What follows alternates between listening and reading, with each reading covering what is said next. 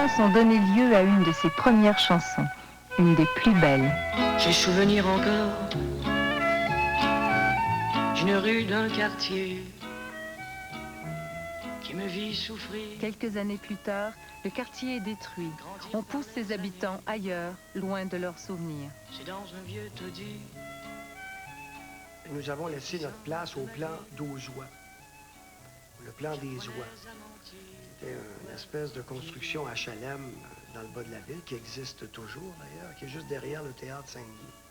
Très rapidement, je me suis retrouvé sur la rue Sanguinette et j'y ai vécu jusqu'à l'âge de 10 ans. C'était tout près de l'hôpital Saint-Luc. Ça aussi, ça n'existe plus. En réalité, partout où j'ai vécu n'existe plus. Je le connais depuis qu'il change. On vient plus ou moins du même coin. On était dans des endroits, on est venu au monde dans des endroits assez similaires. C'est-à-dire des escaliers intérieurs, puis des rats dans l'escalier, puis des choses comme ça. Quand on vient au monde dans la pauvreté, il faut s'en sortir, mais pour s'en sortir, il faut arriver au fond de quelque part. C'était un quartier multiculturel, avec des gens de partout. Mes amis d'enfance étant noirs, quand on criait « nigger black » sur la rue, je me retournais. Je me sentais visé. Moi, je suis le premier noir qu'il a vu. Puis comme je t'ai dit, ça a cliqué. C'est officiel qu'après ça, ben, quand tu arrivais, il te traitait de moi de nègre, ben, tu traitais lui de nègre. Tu pouvais te faire battre, puis on sautait tous les deux sur toi, ça c'est naturel. C'est mon frère. Chanter, il aimait bien ça. On allait, je me souviens aussi, vers 6-7 ans, où l'Université du Québec aujourd'hui, c'était une école de métier, ça. C'était tout en gros bloc de ciment. Il y avait un écho là-dedans quand on chantait. Là, lui, il s'en allait là, puis on passait des heures là, à chanter, faire ça. Là, je voyais qu'il aimait ça, tu sais. Claude n'a que 12 ans lorsqu'un groupe western, les Montagnards, l'invite à devenir son chanteur soliste. Suivent une tournée et un album.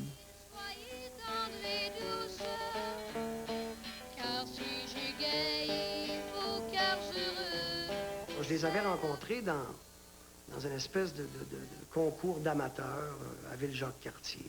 La seule fois où j'y suis allé, d'ailleurs.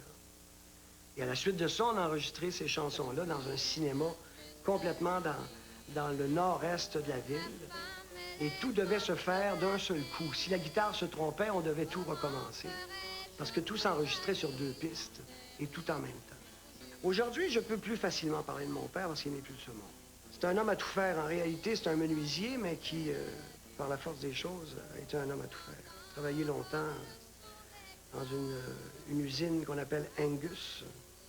Alors, il réparait des wagons, il refaisait les planchers et tout ça. C'est certainement lui qui m'a donné le goût de la chanson. Il chantait très bien. Il existe d'ailleurs une émission qu'on a faite où il chante avec ma mère. Le temps est pour moi partout raisonnable. C'est pas surprenant, toi, mon haïssable. Du soir au matin, plein comme un citron. Faut que ça finisse, dis-moi oui ou non. Voyons, Cordelia, fais pas tant ta folle.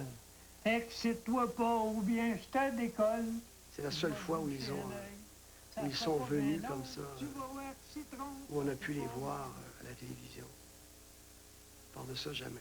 Voyons, Cordelia, faut plus se chicaner. Il faut arrêter si on veut recommencer. Eh bien, c'était la chicane. Alors, je vous présente Aurore, ma mère, et André, mon père. Merci beaucoup de nous avoir chanté ça. Alors, je suis très content que ça ait eu lieu, ce truc-là, parce que c'est comme un document qui va me rester. Et tout ça, ça éternise quelque part. On a toujours un papa. On n'a rien qu'un papa. Barbu jusqu'au talon, ou peau de fesse au menton. Qu'il soit fort, qu'il soit mou, qu'il boive ou pas du tout. Pourvu que c'est notre papa, ça reste notre papa. Premier souvenir de Claude Dubois, ça a d'abord été un disque que j'ai reçu, mais là, on remonte dans les années 60. Je suis animateur de radio à une station qui s'appelle CKLM Montréal, à l'époque sur la rue Sainte-Catherine. Et je reçois un disque, c'est un 33 tours, je pense, et nous sommes à l'époque, dans les années 60, début des années 60, il y a les chansonniers d'un bord et il y a les yéyés de l'autre. Et Dubois est arrivé, je pense, par la voix des chansonniers avec ces chansons-là. Belle famille. Il y a aussi J'en ai mangé des sandwichs à moutarde. On a toujours une maman, on a toujours une papa. Je vais un peu faire mon métier de la même façon qu'on fait en France, c'est-à-dire où je vais chanter dans 3 ou 4 boîtes différentes à tous les soirs. Et comme ça, je vais arriver à payer ma guitare que j'ai achetée à crédit. À l'époque, il y a un magasin à Ville-Jacques-Cartier qui s'appelle Ranger, et le gars accepte de me vendre une guitare à crédit. Et je vais ensuite, évidemment, arriver au Patriote. Claude m'est arrivé, il avait les cheveux longs, les cheveux pas lavés, révolutionnaire ses barres. Ce qu'on appelait dans le temps, tu comprends, les anarchistes à tendance existentialiste, séparatiste, tous les ismes qui existaient, c'était ça. Rebelle, oui. Parce qu'il avait la rébellion de tous les gens intelligents, je veux dire, surtout quand on a 17-18 ans, je veux dire. Alors, quand on le levait arriver, on a dit, oh mon Dieu, qu'est-ce que c'est ça, cette bébite-là, tu comprends? Parce que c'était réellement ça. Il est monté sur scène et il nous a fait une chanson qui s'appelait Les sandwichs à moutarde. J'en ai mangé des sandwichs à moutarde, du ballonné puis de la tête fromagée. Puis j'étais écœuré de ma petite vie pleine de moutarde, et je voudrais bien. Moi, j'étais sidéré. Un gars, il avait 17 ans, Claude, à cette époque-là. Les vedettes du temps, c'était Claude Gauthier, c'était Pierre Calvé, c'était René Claude par la suite, tu comprends, et l'éveillé. Et on faisait en première partie Claude Dubois, Louise Forestier et Robert Charlebois, les 3 ensemble. Après ça, c'était la vedette. Et Claude est devenu une vedette, ce que j'appelle, entre guillemets, locale. Parce qu'on faisait du booking pour ces jeunes-là. Si tu veux, on leur donnait 5 piastres par soir. Les parents de Claude Dubois ne prennent pas au sérieux les aspirations de leur fils. Mais une lettre va tout changer. Ben, ils n'ont pas su que j'allais chanter parce que je n'ai pas pris la décision de chanter. La seule chose qui est arrivée, c'est qu'à un moment donné, j'allais encore à l'école et dans la boîte aux lettres, il y avait un chèque de la Société des auteurs, compositeurs, et l'enveloppe n'était pas cachetée. Et mon père, parce qu'elle n'était pas cachetée, a vu qu'il s'agissait d'un chèque. Et le montant correspondait à 3 ans de salaire pour lui. Alors ça l'a impressionné. Il s'est dit, c'est bizarre, je pensais qu'il perdait son temps. Mais il gagne sa vie. Premier tournant dans la carrière de Claude Dubois. En 1967, Gilles Vigneault l'invite à faire sa première partie à la Comédie Canadienne. Avec l'argent gagné, Dubois s'en va en Europe. C'est là qu'il va enregistrer Comme 1 million de gens. Ils ont grandi dans un quartier où il fallait... Rappelons-nous qu'en 68, à Paris, ça bouge. Une compagnie de disques, à l'époque, m'offre d'enregistrer, et moi, évidemment, je leur chante Comme 1 million de gens. Bon, rappelons-nous de quoi ça parle, Comme 1 million de gens. Il s'agit ça incite les gens à se regrouper pour plus se faire exploiter. C'est très, très mal vu en 68, ça, là. Ils viennent de sortir de mai 68, sont rendus là, ils n'en peuvent plus. Et moi, je donne ça à Pathé Marconi, t'sais. Alors, le directeur de la maison, quand il entend le disque, il me dit, c'est très joli, mais je dois vous libérer de votre contrat. Alors, il me rend le contrat, puis il me rend la chanson, mais je deviens propriétaire du titre. Je veux dire, il n'avait pas le goût de se faire chier, en réalité. Tu sais, se faire dire quoi faire, puis comment le faire. Et tu sais, il faut faire ci, il faut faire ça. Puis lui, il a rené toute sa vie, sa business, Pingouin, son étiquette de disque, sa manière, sa carrière. C'est tout le temps lui qui a tout fait ses affaires. Ce qui m'a incité à m'en aller vers ça, c'est certainement un show un jour que j'ai donné dans le coin de Belleuil. Et j'avais pas beaucoup d'argent et je revenais en autostop. Et il pleuvait. Et j'ai vu passer mon éditeur dans un Lincoln, puis il m'a pas embarqué. Alors je me suis dit que dans la vie, il valait mieux être son propre éditeur et avoir son propre Lincoln. Après la pause, la petite histoire du blues du businessman ou comment Dubois a créé de toutes pièces son interprétation magistrale. Une belle carrière se dessine pour Claude Dubois, mais l'homme ne pense qu'à voyager. Le Québec est trop petit pour satisfaire sa soif d'aventure. Il voulait toujours aller voir si l'herbe était plus verte ailleurs, je pense. Et il finissait toujours par revenir ici. Mais il avait une soif de découverte. C'était, à l'époque, quelqu'un qui, dans le milieu du show business, le milieu de la culture au Québec, était allé peut-être le plus loin. Je ne parle pas dans la drogue, là, mais qui était sorti des frontières culturelles du Québec. Il avait voyagé en Inde, Il était allé en Europe, il avait vécu en Europe, il allait aux États-Unis. Il allait chercher des amitiés dans ces pays-là, mais aussi des musiques, des rythmes nouveaux. Et dans sa musique, même pour qui ne le savait pas, ça paraît, je pense. He told me a story once when I first met him. He explained to me his lifestyle at the time was that he'd take a boat ride all year, and 3 months out of the year he'd come back and he'd record an album, and then he'd go for another boat ride for another year, travel around. I thought that to be pretty unique, you know. I thought, yeah, that wouldn't be a bad thing to do either, you know. But sort of like his little troubadour thing, you know. Hein, Bob! Lui, là, il va, puis il disparaissait en Europe, il s'organisait, il s'en allait chez son chum, là, dans une île en face de Marseille, là, puis là, il passait 5-6 mois, là, puis il revenait, puis il disparaissait. Et Claude, c'est ça, hein, pendant des années, c'est un bohème, en fait. Je dois retourner vers le nord. À l'invitation d'un producteur français qu'il a entendu chanter le Labrador, Dubois réunit des musiciens québécois en France où il fait un disque sans pour autant cesser de faire la fête. Il venait nous présenter ce qu'il avait fait, des nouveaux disques en Europe, parce qu'il disait qu'il ne pouvait pas écrire ici. Non, il y avait trop d'influence de musique, tu sais, les Américains, puis toute l'équipe, peut-être tout ça ici. Il y avait trop de musique à écouter pour écrire. Fait qu'il venait ici, passait un mois ou deux, puis après ça, il retournait en Europe, écouter la musique française, puis là, il s'en écrivait. La vie te reprendre, on a vécu ensemble. Là, finalement, on fait des chansons et tout ça, mais il était explosif. T'sais, on ne savait jamais, là, disons, parce qu'aussi, on était jeunes, hein, des fois, ça buvait, puis des excès, quoi, des excès de plaisir orgiaque. Et puis, d'ailleurs, un soir, je pense que, je sais pas combien d'autos, je pense qu'il était avec le frère de Nanette Workman. Je pense qu'il a smashé 8 chars, tu sais, à monter Sainte-Geneviève. When he made the left turn, he didn't cut it big enough, and we totaled 6 cars.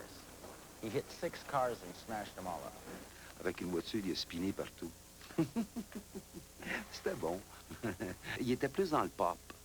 Il allait plus dans... C'était quoi la chanson? On l'avait pratiqué ça un peu à Paris. Yeah, yeah, yeah. Yeah, yeah, yeah. J'ai besoin de ma musique. Puis là, la foule chantait, puis tout, moi, j'avais toujours hâte que la foule arrête de chanter. J'étais tanné, là, c'est la dernière tune. J'en pouvais plus tout le temps, ticket de tout le temps. Puis lui, il venait au moi avec le micro, il faisait yeah, yeah, yeah. Puis on était en sueur comme des débiles. Puis là, je le regardais, je faisais arrête, je suis plus capable. Puis il continuait yeah, yeah. Puis là, t'es poigné devant le monde, t'avais pas le choix, alors.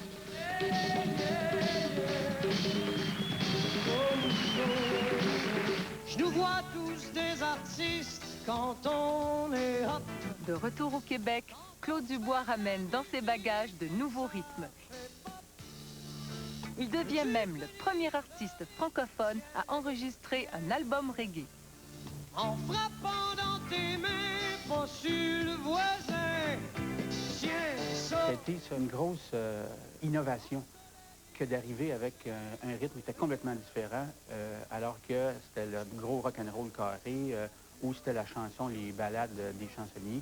Et lui est arrivé avec le reggae. Moi, son disque reggae, j'ai toujours aimé.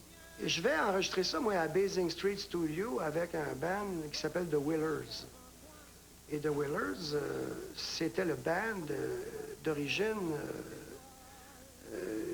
C'est un peu eux qui l'ont créé, le reggae, en réalité, avec Marley et tout ça, Bob Marley et tout ça.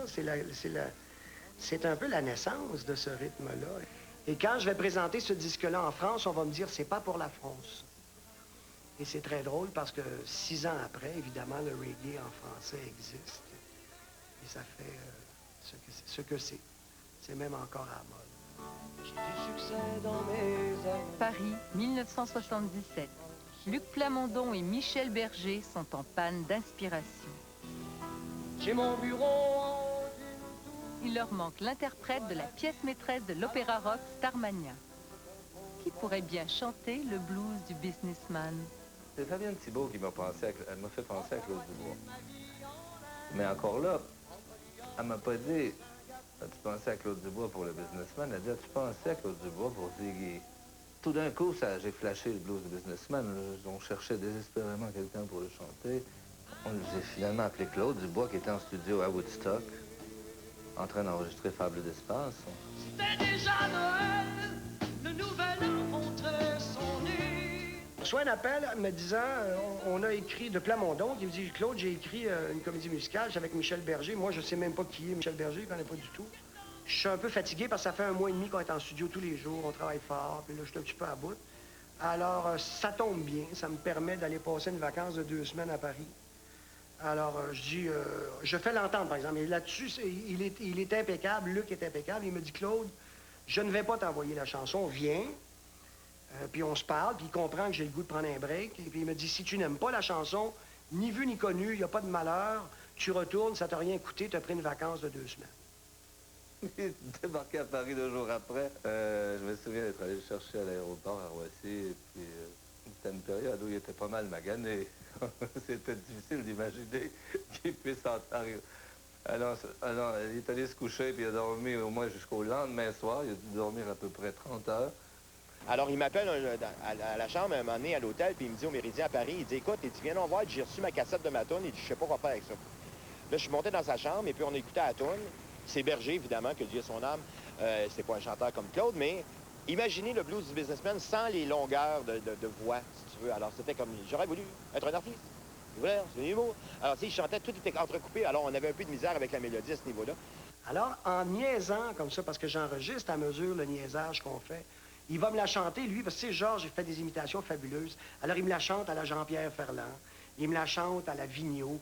Mais finalement, lui, il l'a chanté en Claude Dubois, puis finalement, c'est ça, c'était la meilleure version, je pense, qu'il y a eu de cette chanson-là. Alors, quand je vais rentrer en studio le lendemain après-midi, parce que le matin, on oublie ça, là, je vais chanter la chanson, mais on va avoir fait des modifications. Et j'ai toujours donné le crédit à Thurston, parce que c'est avec lui que j'ai fait les modifications. Et il est arrivé en studio. Mais Berger s'est mis au piano et là, Claude a chanté, c'était magique. J'aurais voulu être un artiste pour pouvoir faire mon numéro. Quand l'avion se pose sur la piste, à Rotterdam ou à Rio. J'aurais voulu être un artiste. Berger avait les yeux vers lui comme ça. Moi, j'étais derrière. Et... Bon, ça a été un moment extraordinaire. Et après, ce qui est assez bizarre, c'est que tout le monde qui vont chanter cette chanson-là vont tous faire les mêmes blows. Parce que c'est un blow, quelque part, là, quand tu dis le chanteur, gna gna gna gna gna gna, c'est un blow. Et c'est bizarre parce que les gens ne vont pas changer une note au blow. Et moi, j'étais persuadé que les gens allaient y aller de leur improvisation. Chaque interprète allait y aller de son improvisation. Mais tout le monde va conserver note à note cette version-là. Malgré le succès, à l'aube des années 80, tout ne tourne pas rond dans la vie de Claude Dubois. Après la pause, le drame qui l'a sauvé d'une mort presque certaine. Claude Dubois. Dans son entourage, on se demande quand et où s'arrêtera sa descente aux enfers. Sa vie était une île sur le toit d'un building. Sur le toit d'un building. La drogue, ça faisait partie de nos vies à un moment donné là-dedans. Bon, c'était l'époque, écoute, on parle des années, si on parle des années fin 60, début 70, moi, on s'est connus, nous, d'abord, comme je disais tantôt, en 72, 73. Moi, déjà en 70, avec la tête grosse de même, c'est évident, hein, on fumait des matinées fortes, des cigarettes des pays drôles. On commençait déjà à poter un peu, puis après ça, il est devenu les drogues un peu plus fortes. Les gens qui prennent de la dope, là, les vrais drogués ne s'aperçoivent pas. Ils s'aperçoivent de rien du tout. D'ailleurs, c'est pour ça qu'ils prennent de la dope, c'est pour ne plus apercevoir. C'est une fuite, la dope. Au début, c'était écœurant. Les premiers temps, là, t'es beau, tes cheveux sont beaux, t'es teinté. Je veux dire, wow! Là, tranquillement, le démon te pogne. C'est comme le démon. C'est le démon. Tu joues avec... tu couches avec le démon. Même si je ne sais quoi qui me change, m'enchante. Même si je ne sais quoi qui m'enchante. Il commençait à être agressif un peu aussi au niveau de son public, au niveau du monde. Mais ça, il ne le voyait pas. Tu deviens, t'es tout seul dans ton monde. Hein? Alors, tu crois en ce que tu es, en ce que tu fais, puis le reste, ça n'a pas d'importance. C'est toute de la merde, comme on dit en bon québécois. Alors lui, il s'en foutait, puis on le voyait, puis des fois, on disait, mais hey, Claude, t'exagères, c'est trop, tu sais. Il avait une attitude un peu élevée, un peu trop même d'ailleurs. Puis c'est un bon gars, alors ça ne fitait pas avec lui. Tu comprends? C'est pas un gars méchant. Fait que finalement, quand il était méchant, c'était pas lui. On voyait que c'était le clo-clo avec le bag. Peut-être bien qu'un ange se soulève de toi. Quand on est un accro, on n'est pas libre. C'est très intense, cette illégalité de trouver le stock. On ne vit que ça, finalement. Alors, on ne vit rien d'autre. Moi, j'ai dépensé ce que je gagnais dans d'autres. Tu peux y dire, tu sais, mais c'est lui qui décide. J'y ai dit, mais c'est plus fort que n'importe qui, ça, tu sais. Je n'ai pas été le seul y avoir dit. Ses parents doivent y avoir dit aussi, tu sais, c'est sa famille. Mais tu peux pas rien dire à personne. C'est pas ta vie, puis il va te dire, va chier. Sa vie, c'est un peu la mienne, peut-être la tienne, Manitou. Être la tienne, Manitou. Surtout, j'ai rendu à l'album Manitou, là, un peu plus tard. Là, disons que même nous, ses amis, lui, c'est le problème qui est arrivé, c'est pas tout à fait un problème, c'est une délivrance finalement, parce qu'on souhaitait tous ça en réalité. Moi, le premier, parce que c'était mon ami, c'est mon chum aussi, puis on veut jamais voir un de ses chums partir. Puis Claude était rendu à un point, lui, où c'était le point du non-retour. C'était soit qu'il se fasse buster, ou soit qu'il crève, un des deux. Ça faisait 10 ans qu'il était dépendant de la drogue. Puis à l'occasion, pour se refaire une santé, il quittait le pays, tout seul. Et cette fois-là, il arrivait des Bahamas. Et 40 jours plus tard, mais schlac, terminé. Le soir du 8 avril 1981, rue Sherbrooke à Montréal, des policiers armés cernent une Mercedes-Benz. Son occupant sera accusé de possession de drogue et de complicité avec un trafiquant. Cet homme que l'on arrête, c'est Claude Dubois. Au moment de l'arrestation, d'ailleurs, il y avait 50 grammes d'héroïne. Et je savais qu'il était consommateur d'héroïne. Il s'est fait prendre par un agent double parce qu'il disait, écoutez, je m'appelle Claude Dubois, vous ne pouvez pas m'arrêter. Il pensait qu'il était au-dessus de tout ça, lui-là. Les amis de Dubois étaient venus nombreux ce matin écouter la sentence prononcée contre lui. C'est un procès, d'ailleurs, qui a suscité beaucoup d'intérêt. Ses fans, on les voyait dans les corridors du palais de justice. On laissait Claude tout seul, il fumait, il se promenait tout seul dans les corridors. Parfois avec son frère Lucien, parfois avec son avocat Serge Ménard, parce que c'est Serge Ménard qui la défendait, l'actuel ministre. Ça s'est soldé par une condamnation du juge Jacques Ducrot, 2 ans de prison moins un jour. Mais le juge Ducrot, il a suggéré que Claude Dubois poursuive sa cure au portage. Il y a 30% des personnes qui sont à portage qui le sont en vertu de ces dispositions de la loi provinciale. Alors, je ne vois pas pourquoi il ne le ferait pas dans le code du bois. À portage, Claude Dubois devra avouer sa dépendance aux drogues afin de la guérir. Ici, tous ensemble, une personne peut enfin se voir telle qu'elle est comme dans un miroir, non pas comme le géant de ses rêves ou le nain de ses craintes, mais bien comme une personne faisant partie d'un tout, avec son partage et son rôle. Sur ce terrain commun, nous pouvons prendre racine et grandir, non plus tout seul comme dans la mort, mais bien vivant avec nous-mêmes et les autres. Puis quand tu coupes ça raide, là, ça fait mal. C'est comme, je sais pas, moi, j'ai toujours dit, c'est comme avoir, quand t'as le flou, là, tu fais 104 de fièvre, t'as mal partout. Tu multiplies ça par, je sais pas, moi, par 500. Ça donne à peu près ça à arrêter. D'une part, physiquement, ça allait pas du tout. Je veux dire, j'étais en manque, là. Le sevrage. Ça a duré 1 mois et demi. Moi, je suis allé à portage, pas comme patient là, ou comme impatient, mais comme journaliste. J'étais en reportage. Et à l'époque où Dubois était là, mais dans les derniers temps. J'avais dessiné une mort un petit peu à la Hendrix, à la Joplin. J'avais décidé d'une mort lente et sûre. J'étais complètement perdu. C'était paranoïaque. Je veux dire, je regardais une fenêtre, j'en rêvais comme un exit, comme une porte de sortie. Moi, dans ma vie, ça a été rare que j'ai lavé des planchers. Ça a été rare que j'ai été questionné, confronté de façon souvent dure, robotique.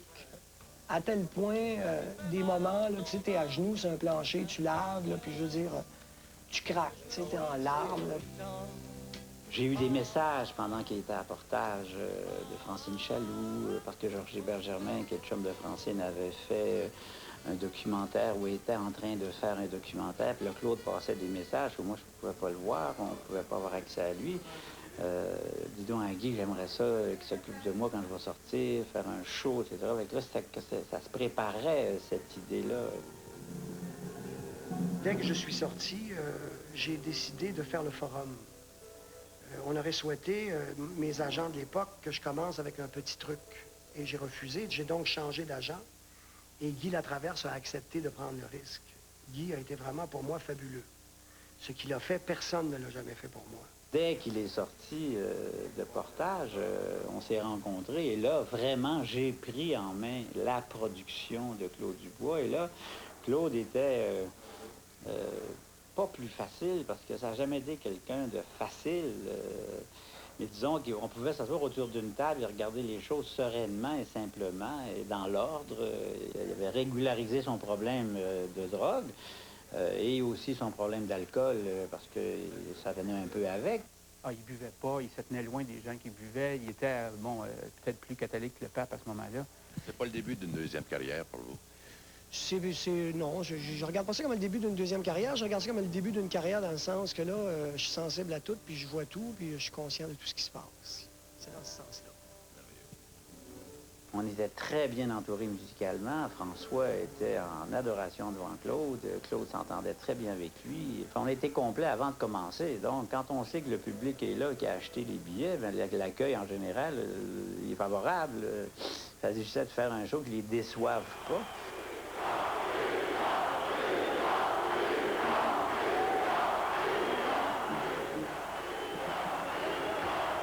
Les gens étaient émus, les gens voulaient l'aimer, voulaient que ce soit un bon spectacle. De le voir dans le corridor, je me vois à côté de lui, je cours à côté de lui, moi, là on est dans le corridor, là, on court à côté de lui, là, il est dans son équipement de boxeur, là, tu sais. La seule affaire tendance dans le forum, c'est vous, vous, vous, vous. Tu sais, dans tes oreilles, là, tu distingues pas le bruit, là, c'est rien qu'un gros vous, vous, vous. Là, j'ai dit, ouais. Là, c'est vrai, il est rendu. La foule, c'est plein, là, c'est foule, là, comme ça. Là, je veux dire, là, lui, il arrive pour la première fois, là, ça. C'est effrayant.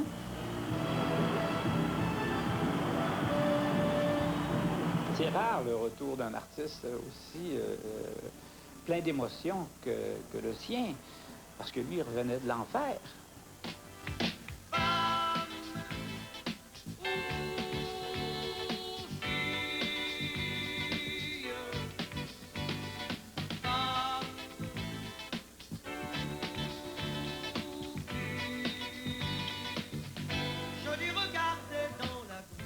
Tout le monde a fait beaucoup de générosité pour lui. Tout le monde était disponible pour lui pardonner, puis à l'accueillir, puis venait de sortir un disque qui était un hit en plus. Alors là, c'était formidable. C'est une femme de société dans le nouveau monde, et ses amours sont usés par l'homme de serein. Claude Dubois. Le Gala de la Disque 1982 est la soirée Claude Dubois. 5 fois, il se lève et court chercher un Félix. C'est la consécration.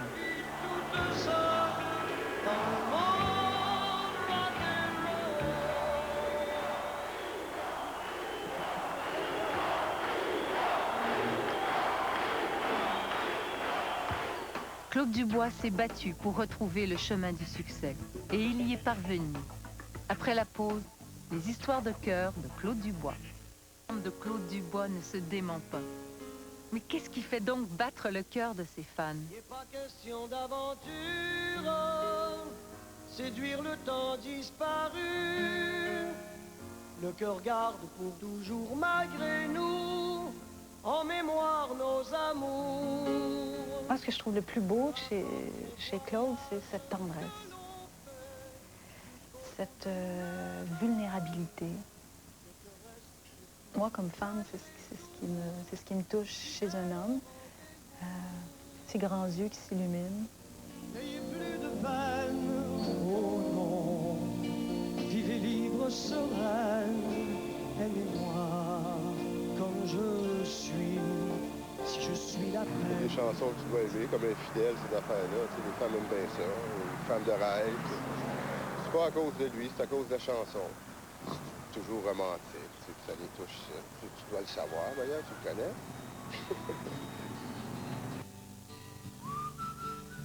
Il y avait un magnétiste, les femmes l'aimaient beaucoup. Il dit des belles choses aussi. Chérie, je t'aime, c'est bien le fun, mais il allait un petit peu plus loin, lui. Il le bat à couvert, genre.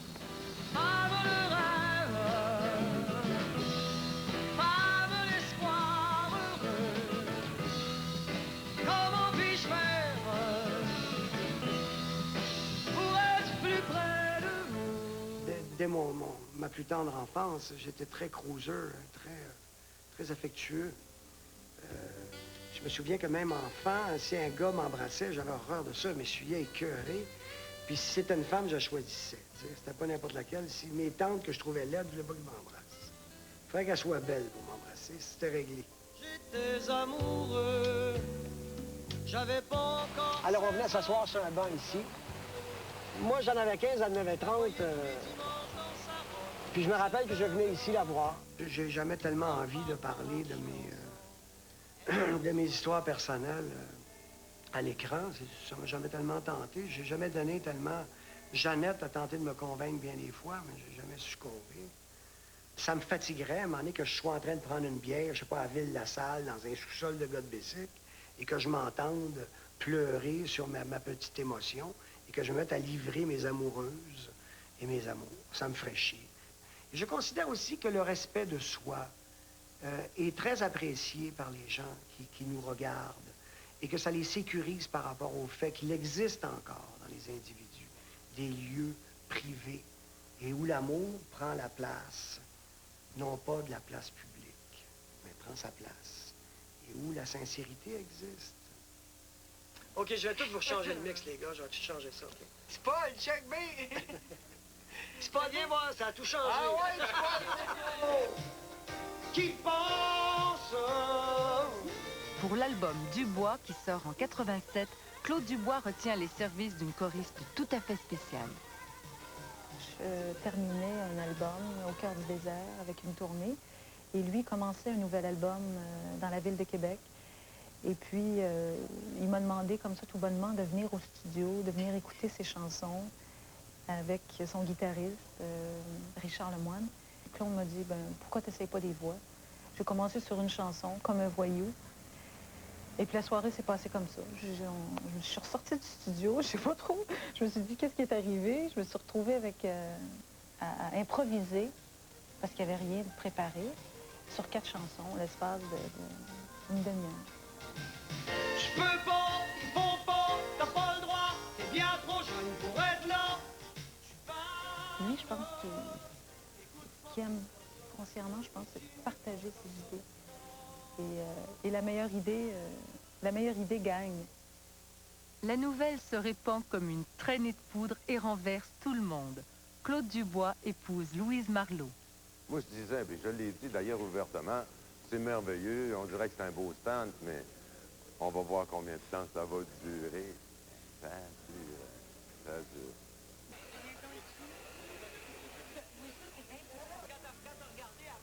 Il était très moderne dans sa façon d'avoir des relations avec des filles. Des fois, il y avait 2 blondes en même temps, puis les 2 blondes s'accordaient ensemble. C'est capable de faire ça, lui. Je n'étais pas un moine tibétain retiré dans l'au-delà jusqu'à l'arrivée du jour de mon mariage. J'ai existé avant, j'ai eu des amours. Est-ce qu'on est né pour vivre seul? Est-ce qu'on est des êtres... même les baleines, puis pourtant, c'est pas facile de traîner une autre baleine avec toi. Même si c'était une baleine, c'est du stock. C'est gros une baleine, mais même eux autres vivent à 2. Alors, j'imagine qu'il y a sûrement de la place pour une personne à côté d'une autre, toujours. Je ne suis qu'un enfant dans un corps de géant qui fuit sur sa moto, ses malheurs dans le dos. Ensemble, ce couple mythique va créer le spectacle Gelsomina. Un pari risqué que la critique ne comprend pas toujours. Le seul moment où j'ai suivi les critiques et ces choses-là, ça a été sur Gelsomina, la pièce de théâtre. Je l'ai certainement fait parce que Louise Marleau est impliquée et que quelque part, c'est la seule chose que nous fassions ensemble sur scène. Sinon, pour moi, le métier que je fais se passe entre moi et le public. Moi, je trouve que je me plante quand la salle est moins pleine et je considère que j'ai raison quand elle est pleine. C'est aussi simple que ça. Le jeudi 17 septembre 1998, au lendemain d'une première fort réussie au Casino de Montréal, Claude Dubois s'apprête à poursuivre sa série de spectacles. Mais le destin en décide autrement. Au lieu de monter sur scène, il monte dans une ambulance et on le transporte d'urgence à l'hôpital. On est arrivé, j'étais avec l'équipe technique, les gars du son, de la lumière. Puis on arrive dans le stationnement du casino, puis là, ils nous disent « il n'y a pas de spectacle, Claude n'est pas là, il est parti à l'hôpital. Comment ça? Qu'est-ce qui arrive? On ne sait pas, il l'a envoyé à l'hôpital. » On rentre dans le casino, puis là, on check, c'est le kit. Moi, en premier, je pensais que c'était une joke, tu sais. Quand je suis arrivé dans le casino, là, puis j'ai commencé à parler avec la gare malade là-bas, là, j'ai réalisé que c'était pas une joke. Nous avons des nouvelles du chanteur Claude Dubois. Il est toujours hospitalisé au pavillon Saint-Luc. Et moi, ce qui m'a décidé à aller voir à l'hôpital, c'est que j'ai posé la question, est-ce que j'ai le temps de revenir pour le show?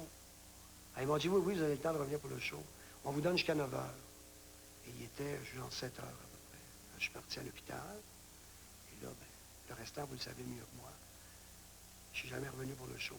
Et je disais toujours à l'urgentologue, qui est devenu mon chum, parce que c'est un personnage assez intéressant, ce monsieur. Et je disais toujours, il me reste 20 minutes. Je pourrais-tu aller faire le show, me revenir te voir à l'heure? Alors il me disait, Dubois, on m'a endormi, parce que Ah oui, lui, il voulait retourner. Il dit, j'ai encore le temps.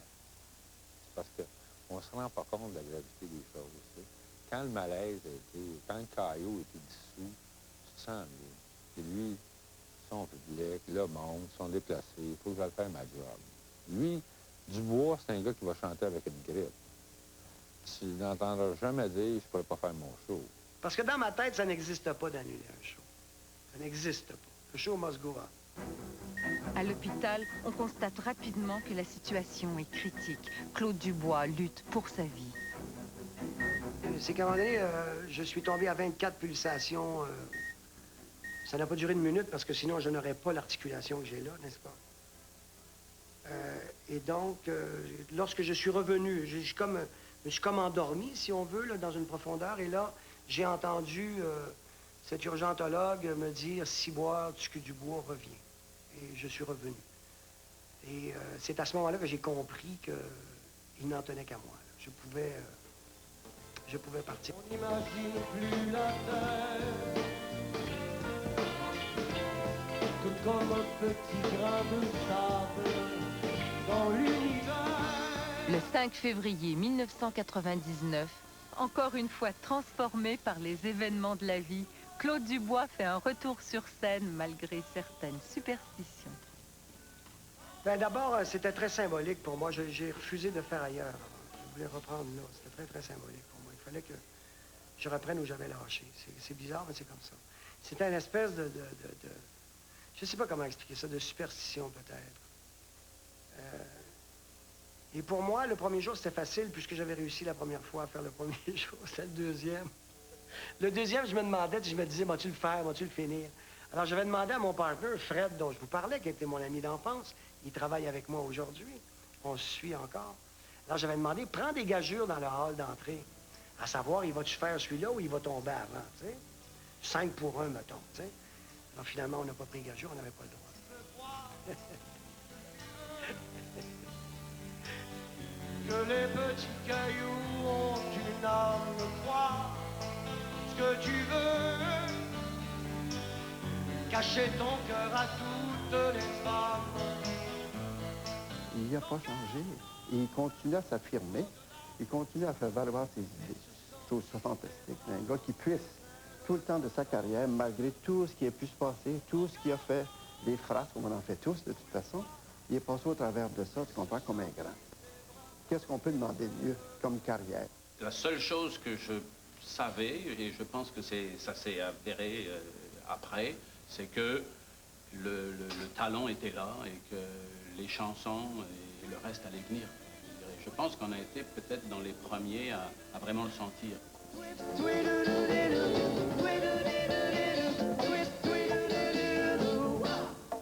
Claude, c'était un grand créateur musical et un auteur aussi unique. J'aime le gars, c'est mon ami. J'ai besoin d'une oreille, j'ai besoin de n'importe quoi, il est là. Faudrait tirer, traîner le temps avec mon frère qui est... Si j'avais voulu être un chanteur, moi, là, c'est comme ça. Avec le même caractère que lui.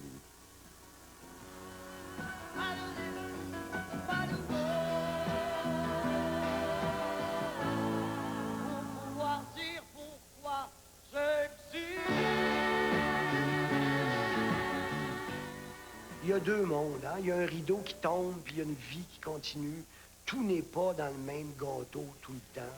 Ça me permet de vivre ma vie comme mon plombier, comme mon chum qui vient réparer ma terrasse. Je mène un peu le même genre de vie. À un moment donné, le show est fini. Là. The show must go on, mais c'est pas on and on and on and on. À un moment donné, il finit le show. T'sais. Et quand il est fini, bien là, c'est la vie qui prend le dessus.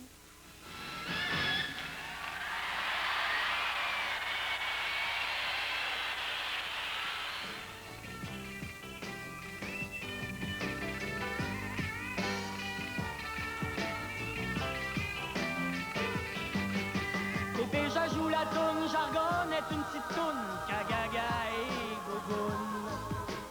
Soufflez à bébé, j'ajoute la toune, bébé, j'ajoute la toune, bébé, j'ajoute la toune.